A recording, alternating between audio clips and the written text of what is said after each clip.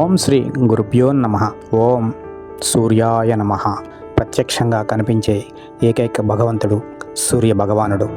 ఈయన సప్త అశ్వ సమారూఢమైన రథాన్ని అధిరోహించి నక్షత్ర మండలంలో ప్రయాణిస్తూ ఉంటాడు. సర్వ మానవాళికి వెలుగులను ప్రసాదించి అందరికీ ముఖ్యమైన ఆహారానికి ముఖ్య కారకుడుగా ఉంటాడు. ఈయన ఆరోగ్య ప్రదాత, అన్నప్రదాత.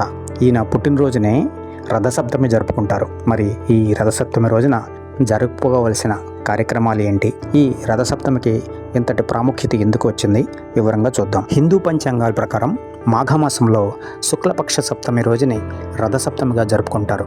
ఈ సంవత్సరం జనవరి 25 ఆదివారం నుండి రథసప్తమి మొదలవుతుంది. ఈ తిథి ప్రారంభం 25వ తారీఖు తెల్లవారుజామున 12:29 మొదలయ్యి 25వ తారీఖు రాత్రి 11:10 ముగుస్తుంది. మరి స్నాన ముహూర్తం ఇది అరుణోదయ కాలం. ఉదయం 5:26 నుండి ఉదయం 7:13 వరకు ఉంది. ఈ వ్యవధి 1:47 ఉంది.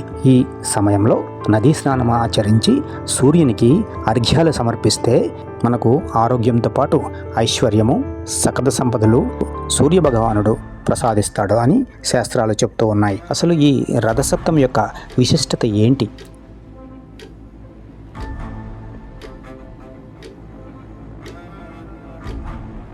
ఈ రోజున సూర్య జయంతి, సూర్య భగవానుడు జన్మించిన రోజు కావడంతో దీనిని సూర్య జయంతి అని పిలుస్తారు.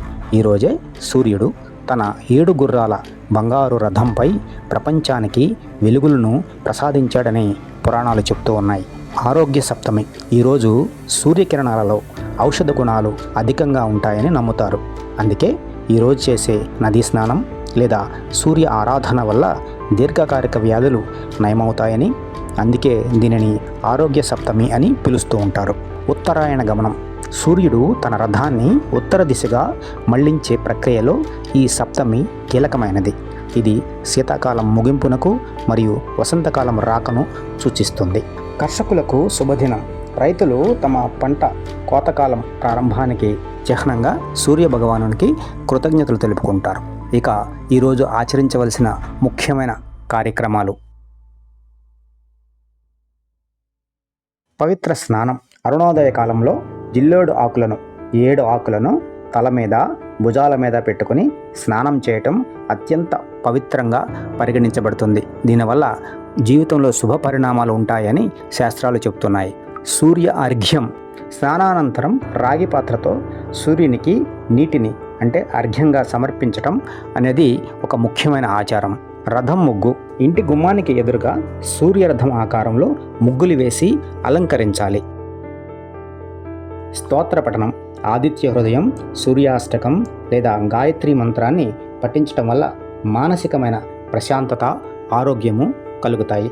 తిరుమల వంటి ప్రధాన ఆలయాలలో ఈ రోజున సూర్యప్రభావాహనం నుండి చంద్రప్రభావాహనం వరకు సూర్యుడిని 7 వేరు వాహనాలపై ఊరేగిస్తారు. దీన్ని చిన్న బ్రహ్మోత్సవంగా పిలుస్తారు. ఇట్లాంటి పవిత్రమైన రోజున దైవ కార్యాలు నిర్వహించి సూర్య భగవానుని యొక్క కటాక్షాన్ని పొందగలరు. ఓం శ్రీ గురుభ్యో నమః.